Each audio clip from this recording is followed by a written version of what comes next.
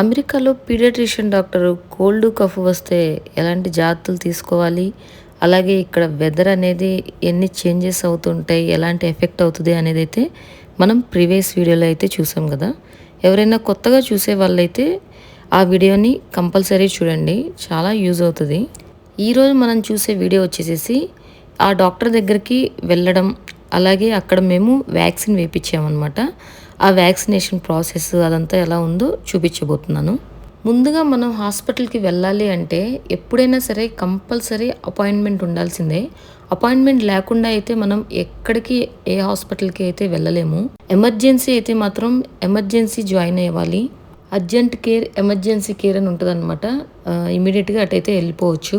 ఇంకా వాటికి బిల్ అయితే ఊహించలేము, వాచిపోతుంది. అలాగే ఇప్పుడు మనం వచ్చింది వ్యాక్సిన్ వేయించడం కోసం కాబట్టి దీనికి కూడా ముందుగానే అపాయింట్మెంట్ తీసుకోవాలి. మేము లాస్ట్ విజిట్కి వచ్చినప్పుడు మనం ఎప్పుడైతే విజిట్ అయిపోయి వ్యాక్సిన్ అయిపోయి రిటర్న్ వెళ్తామో అప్పుడే మనం బుక్ చేసుకోవచ్చు. మళ్ళీ మనం నెక్స్ట్ ఎప్పుడు రావాలి, నెక్స్ట్ ఎప్పుడు అపాయింట్మెంట్ ఉంటుంది ఏంటి అనేది మనం అదే రోజు చేసుకోవచ్చు అనమాట. ఒకవేళ ఆ రోజు మనం చేసుకోలేకపోయాము అంటే మళ్ళీ మనం టైం చూసుకొని మన పిల్లలకి ఎప్పుడైతే వ్యాక్సినేషన్ టైం అవుతుందో ఆ టైంలో మనం కాల్ చేసి దగ్గరలో ఉన్న అపాయింట్మెంట్ అయితే ఇమీడియట్గా బుక్ చేసుకోవాలి అనుకున్నాము అంటే వాళ్ళు అవైలబుల్గా ఉన్న డేట్స్ మనకి ఇస్తారు. అప్పుడైతే మనం బుక్ చేసుకుంటాము. అలా అపాయింట్మెంట్ కన్ఫర్మ్ అయిన తర్వాత మనం ఏ రోజైతే ఏ టైంకి అయితే వెళ్దాం అనుకున్నామో ఆ టైం కంటే ముందే మనం చెక్ ఇన్ చేయాలన్నమాట ఆన్లైన్లో.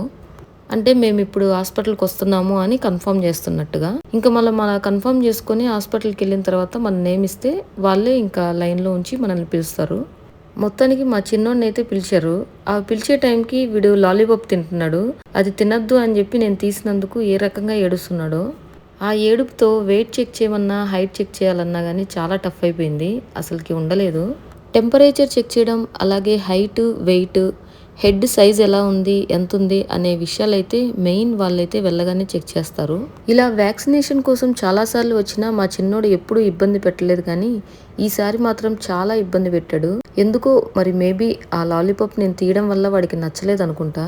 అంతకన్నా ఎక్కువగా హాస్పిటల్కి వచ్చాను, నాకు ఇప్పుడు ఇంజెక్షన్ చేస్తారు అని ముందుగా తెలిసినట్టుంది. వాళ్ళకి చాలా ఈజీగా తెలిస్తే అన్నీ అలా పసిగట్టేస్తారు.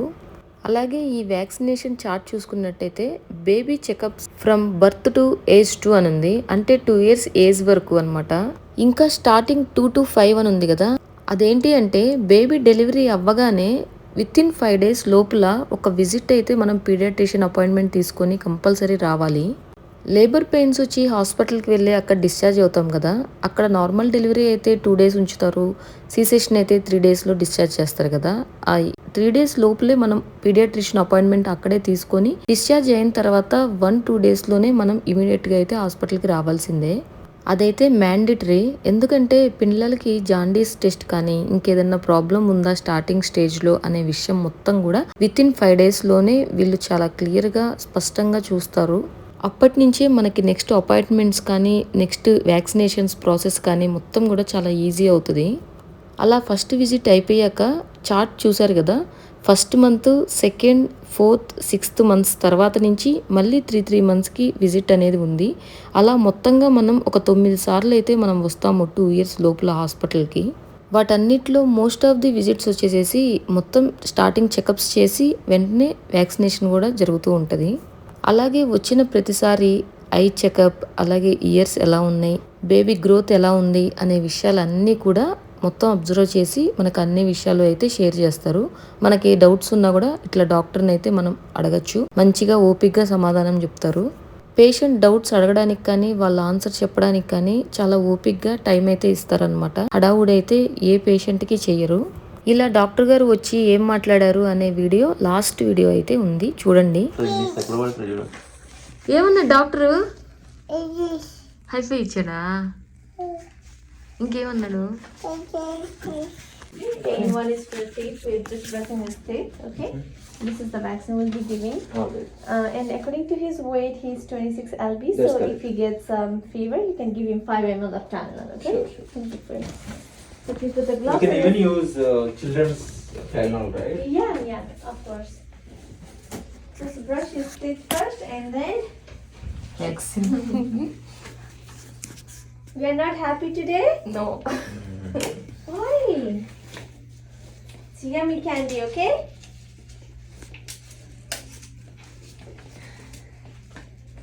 See, it's candy. Let's see your teeth. Chocolate. Chocolate. This is chocolate. Oh, yummy. Wants to try. పట్టుకోవచ్చు ఇట్లా Oh no! కాళ్ళు పట్టుకో కాళ్ళు చేతులు పట్టుకో.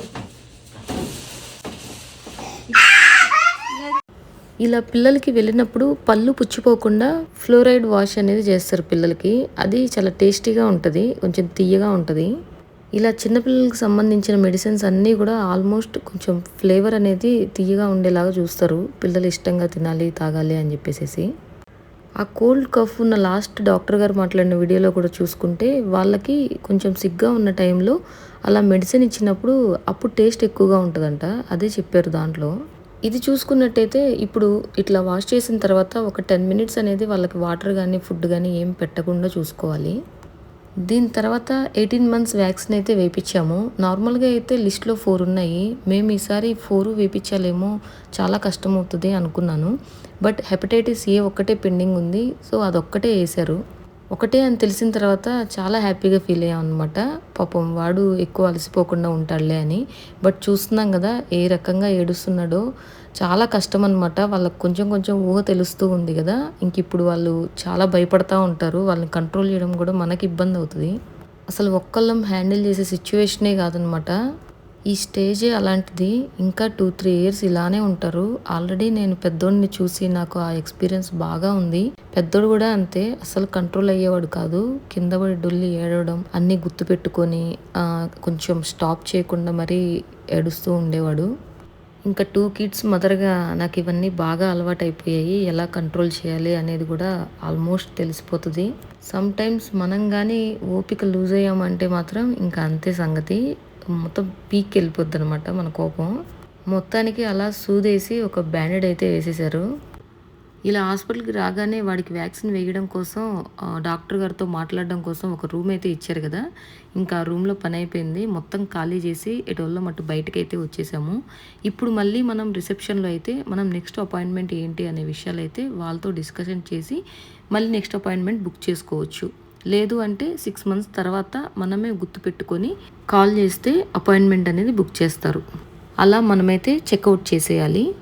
ముఖ్యంగా ఫుల్ హ్యాపీ అనిపించింది ఏంటి అంటే, ఒకటే వ్యాక్సిన్ వేయడం, అలాగే నెక్స్ట్ విజిట్కి వచ్చే టైంకి ఇంకా వ్యాక్సిన్ అనేది ఏది లేదు, కంప్లీట్గా అయిపోయింది. ఉన్నా కూడా ఇయర్లీ వన్స్ ఫ్లూ ఒకటి ఉంటుంది. ఇంకా 4 ఇయర్స్కి ఇంకా డాక్టర్ కొన్ని లిస్ట్ చెప్పారనమాట, ఆ ఏజ్లోనే ఉంటుంది. అప్పటికి కొంచెం ఊహ తెలుస్తుంది కాబట్టి ఇంకేం ప్రాబ్లం ఉండదు. ఇలా ఇక్కడ రిసెప్షన్ దగ్గర కొన్ని టాయ్స్, అలాగే టీవీ, సీసీ కెమెరా, ఇంకా కొన్ని లాలీపాప్స్ అయితే పెడతారు. అవే అనమాట ఇప్పుడు ఇట్లా పిల్లలు తీసుకొని అదే కావాలి అని చెప్పేసి గొడవ చేస్తూ ఉన్నాడు మా చిన్నోడు. ఇంకా నెక్స్ట్ అపాయింట్మెంట్ అయితే బుక్ చేసుకొని మేమైతే ఇంటికి బయలుదేరాము. ఇంకా ఇలా హాస్పిటల్కి వెళ్ళాము అంటే మన పిల్లలే కాదు, చుట్టూ వచ్చిన పిల్లలు కూడా ఏడుస్తూనే ఉంటారు. అక్కడ ఇంకా సౌండ్స్ అన్నీ బాగా అలవాటు అయిపోతూ ఉంటాయి ఆ చెవులకి. అక్కడున్న నర్సులకైతే ఈ పిల్లల ఏడుపులు విని విసుగు కూడా వస్తుందేమో మనకు తెలీదు. మా ఊళ్ళు లాలీపాప్ తీయగానే బీభత్సంగా ఏడ్చాడా. తర్వాత మళ్ళీ నేను ఇంకో లాలీపాప్ తెప్పించి చేతికి ఇవ్వగానే సైలెంట్ అయిపోయాడు. బట్ ఇంజెక్షన్ పొడిచింది మాత్రం బాగా ఏడ్చాడు అనుకోండి, వాడికి అర్థమైపోయింది. అక్కడ అంత ఏడ్చినోడు ఇంటికి వెళ్ళేలోపు ఎంత కూల్ అయ్యాడో, ఎంత హ్యాపీగా ఫీల్ అయ్యాడో ఇంటికి వెళ్తున్నామని. ఇంటికి వెళ్ళగానే పరిగెత్తున్నాడు, ఆడుతున్నాడు. మరి పెయిన్ ఏమి ఎక్కడికి వెళ్ళిపోయిందో నాకైతే అర్థం కాల. ఇంకా పెద్దోడికి అయితే టీవీ పిచ్చి ఎక్కువైపోయింది.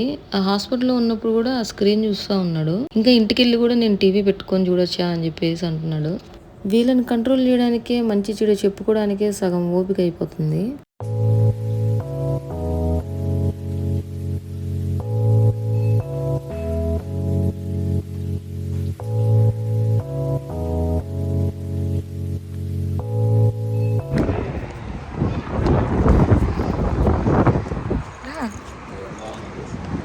నీకేమి హీరో ఇది? అరే డాడీకి అద్విత్ ఎక్కడికి? మేము ఇంట్లో రావట్లా. ఒరే అరే వాడు పడతాడురా.